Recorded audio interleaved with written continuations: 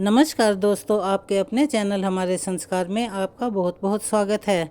आज हम आपके लिए जानकारी लेकर आए हैं कि जन्माष्टमी का व्रत रखने के बाद रात की पूजा कैसे करें, रात की पूजा का महत्व क्या होता है और उसके करने में क्या सावधानियां बरतनी पड़ती हैं। लेकिन उससे पहले अगर आप हमारे चैनल पर नए हैं और अभी तक आपने चैनल को सब्सक्राइब नहीं किया है तो प्लीज़ हमारे चैनल को सब्सक्राइब कर लें, वीडियो को लाइक करें, ज़्यादा से ज़्यादा शेयर करें ताकि यह जानकारी और लोगों तक भी पहुंच सके, उन्हें भी इसका लाभ प्राप्त हो सके। बेल आइकन को दबाना ना भूलें ताकि हमारी आगे आने वाली हर वीडियो की जानकारी आपको नोटिफिकेशन के जरिए मिल जाया करे। जय श्री कृष्ण, राधे राधे, हर हर महादेव। आप सभी को श्री कृष्ण जन्माष्टमी की हार्दिक शुभकामनाएं। कृष्ण जन्माष्टमी पर पूजा का विशेष महत्व होता है।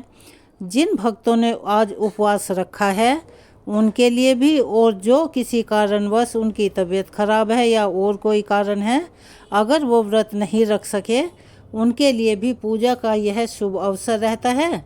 अर्थात उन्हें पूरे विधि विधान के साथ पूजा अवश्य ही करनी चाहिए, क्योंकि जन्माष्टमी के व्रत में और बिना व्रत के भी पूजा का अपना एक अलग ही महत्व माना जाता है। श्री कृष्ण जन्माष्टमी के दिन लोगों को सुबह सवेरे सूर्योदय से पहले उठकर स्नान कर लेना चाहिए। फिर यदि व्रत रखना हो तो व्रत का संकल्प लें। सुबह के समय आप भगवान श्री कृष्ण की साधारण विधि से पूजा कर सकते हैं, जैसा कि आमतौर पर घरों में सभी पूजा करते हैं, क्योंकि मध्य रात्रि की पूजा का विशेष महत्व होता है और मध्य रात्रि के समय ही विशेष पूजा अर्चना की जाती है। दिन भर आप व्रत रखें। जिन भक्तों ने जलाहार और फलाहार के व्रत का संकल्प लिया है वो इस दिन में बीच बीच में फल या जल का सेवन कर ले सकते हैं। यदि आपने निर्जला व्रत रखा है, उसी का संकल्प लिया है, तो फिर दिन भर आप पानी की एक बूंद भी ग्रहण नहीं कर सकते। शाम के समय एक बार विधि विधान से आप सूर्यास्त के बाद पूजा करें और मध्य रात्रि में भगवान श्री कृष्ण की प्रतिमा को किसी पात्र में रखकर दूध, दही, शक्कर, शहद और घी से पंचामृत बनाकर स्नान करवाएं। पंचामृत से स्नान कराने के बाद एक बार फिर से उन्हें गंगा जल से अवश्य ही स्नान कराएं। इसके बाद पूरे विधि विधान के साथ लड्डू गोपाल जी का श्रृंगार करना चाहिए। उन्हें आज के दिन सुंदर सुंदर नए वस्त्र पहनाने चाहिए, मुकुट धारण करवाना चाहिए। इसके बाद वैजंती और चंदन की माला पहनाएं। बाल गोपाल का पालना सजाना भी आज के दिन बहुत ही महत्वपूर्ण माना जाता है, जिसमें उनको आप झूला झुला सकते हैं। भगवान भोग की अगर बात करें तो नंदलाला को आज के दिन माखन, मिश्री, फल, मेवे, मखाने की खीर या पंजीरी आदि का भोग लगा सकते हैं। जो भी आपके पास उपलब्ध हो आप उसी से भोग लगा सकते हैं, लेकिन भोग कुछ भी लगाएं उसमें तुलसी का पत्ता जरूर होना चाहिए, क्योंकि इसके बिना श्री कृष्ण भगवान या विष्णु भगवान या जो भी इनके विग्रह हैं वो भोग को स्वीकार नहीं करते हैं। मंत्रों का जाप करते हुए भगवान की आरती उतारी जाती है। कपूर जलाकर आरती उतारनी चाहिए और अंत में उन्हें प्रणाम करते हुए अपनी मनोकामना उन्हें बतानी चाहिए, अर्थात उसका वर मांगना चाहिए। आप इस दिन लड्डू गोपाल जी को झूला अवश्य झुलाएं। झूला झुलाते समय आप मन ही मन ओम श्री कृष्णाय नमः या हरे कृष्णा महामंत्र का जाप सच्चे मन से कर सकते हैं। ऐसा करने से बाल गोपाल खुश होकर आपकी सभी मनोकामनाएं पूरी कर देते हैं। अब बात करते हैं जन्माष्टमी के दिन आपको किन विशेष मंत्रों का जाप करना चाहिए, जिससे कि सभी भक्तों को अपने व्रत रखने का और पूजा अर्चना का संपूर्ण फल प्राप्त हो सके। श्री कृष्ण भगवान का नाम ही अपने आप में एक महामंत्र है। इसका जाप आप कर सकते हैं। हरे कृष्णा का नाम आप जप सकते हैं।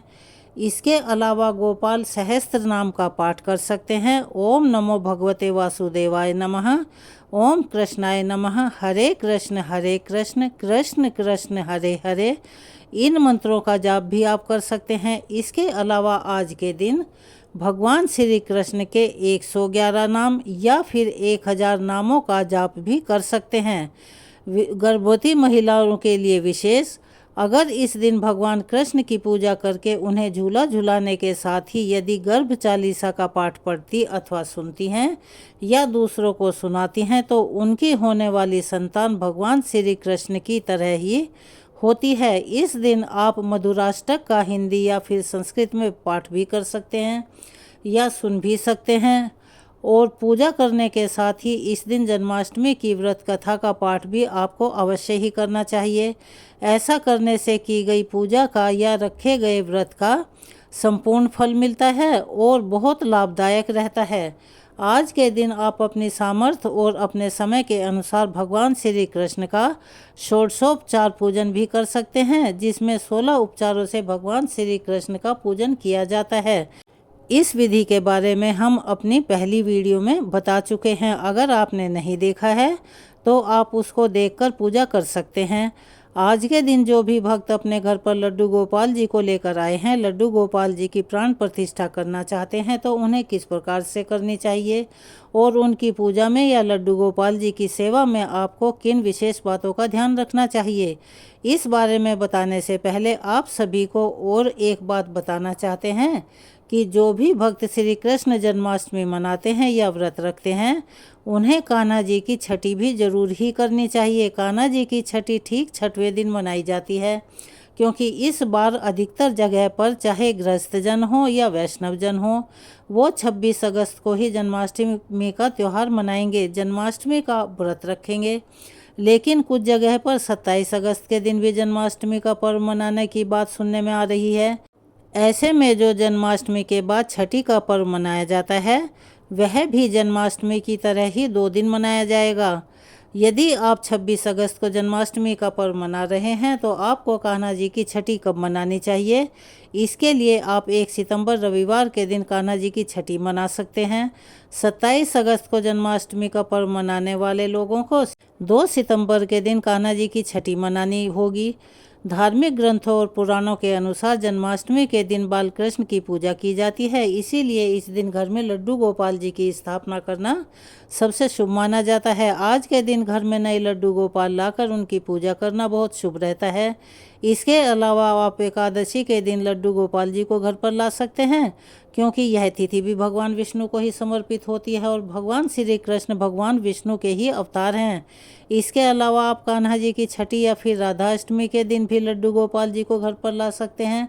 पूर्णिमा के दिन भी लड्डू गोपाल जी को घर पर लाकर उनकी पूजा कर सकते हैं। आज के दिन लड्डू गोपाल जी की स्थापना करके उन्हें खीर का भोग लगाने से हर मनोकामना पूर्ण होती है। साथ ही माता लक्ष्मी जी का भी आशीर्वाद मिलता है। लड्डू गोपाल जी की विधि विधान से पूजा करना बहुत ज़रूरी होता है, इसीलिए आप लड्डू गोपाल जी को एक साफ बड़े पात्र में रखकर गंगा जल में तुलसी डालकर स्नान करवाएं, फिर पंचामृत से स्नान कराएं। इसके बाद फिर से गंगा जल से लड्डू गोपाल जी को स्नान कराएं। मन ही मन हरे कृष्णा महामंत्र का जाप करते रहें। फिर उन्हें नए वस्त्र पहनाएं। जन्माष्टमी के दिन उन्हें पीला, केसरिया या फिर लाल रंग के वस्त्र पहनाना शुभ रहता है। अगर ये सभी रंग एक ही कपड़े में हों तो वो और भी शुभता का प्रतीक माना जाता है।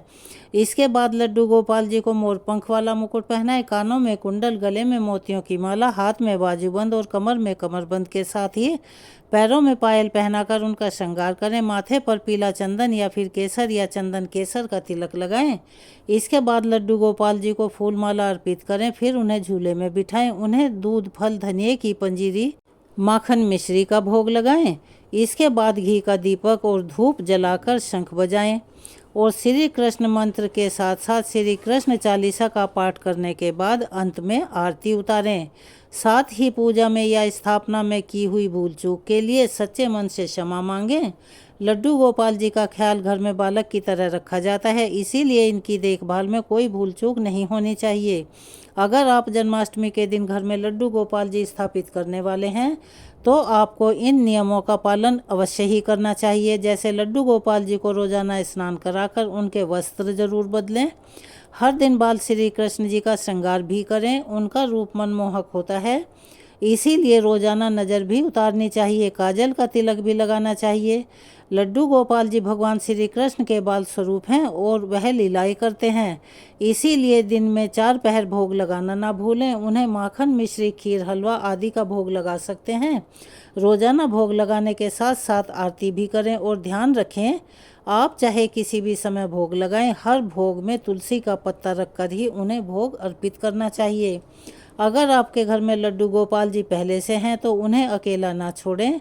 लड्डू गोपाल जी की स्थापना के बाद आपके घर में हमेशा कोई ना कोई व्यक्ति रहना चाहिए। अगर आप किसी तीर्थ स्थल पर जा रहे हैं और घर पर किसी का रहना मुमकिन नहीं है और आप किसी और को भी सेवा के लिए नहीं छोड़कर जा सकते, तो एक बढ़िया उसका विकल्प है कि आप उन्हें मंदिर में पुजारी जी के पास छोड़ें और उनकी दान दक्षिणा का विशेष प्रबंध करें। जो लड्डू गोपाल जी का खर्चा है भोग लगाने का या उनकी ज़रूरतों का, उसका भी दान आप पंडित जी को कर सकते हैं, लेकिन उन्हें भूलवश भी अपने साथ लेकर ना जाएं, क्योंकि ऐसा करना हमारे शास्त्रों और वेदों के अनुसार अशुभ माना जाता है। इसीलिए जहाँ तक मुमकिन हो उनकी सेवा के लिए या तो घर में किसी को छोड़कर जाएं, अन्यथा उन्हें मंदिर में बिठाकर जाएं। लड्डू गोपाल जी को रात को लोरी सुनाने के साथ साथ दूध भी अर्पित करना चाहिए। उनके लिए तकिया चादर यानी कि उनका बिस्तर आरामदायक और साफ सुथरा हो। मच्छरदानी भी रखना जरूरी है ताकि उनकी नींद में कोई बाधा न आए। जो भक्त इस प्रकार से लड्डू गोपाल जी की सेवा करते हैं उनके घर में कभी दुख नहीं आता, सुख समृद्धि बनी रहती है और उन पर लड्डू गोपाल जी की कृपा हमेशा बनी रहती है। कान्हा जी ऐसे भक्तों की सब मनोकामनाएं पूर्ण करते हैं। तो यह थी कृष्ण जन्माष्टमी के बारे में जानकारी। आपको कैसी लगी? कमेंट्स बॉक्स में अपनी राय अवश्य ही लिखें। अगर आप हमारे चैनल पर नए हैं और अभी तक आपने चैनल को सब्सक्राइब नहीं किया है तो आप सभी से निवेदन है कि हमारे चैनल को सब्सक्राइब करें, वीडियो को लाइक करें, ज़्यादा से ज़्यादा शेयर करें ताकि यह जानकारी और लोगों तक भी पहुंच सके, और बेल आइकन को दबाना ना भूलें ताकि हमारी आगे आने वाली वीडियो की जानकारी आपको नोटिफिकेशन के जरिए मिल जाया करे। अपना सहयोग और प्यार हमें ऐसे ही प्रदान करते रहें। कमेंट्स बॉक्स में जय श्री कृष्णा, राधे राधे, हर हर महादेव लिखना ना भूलें। धन्यवाद।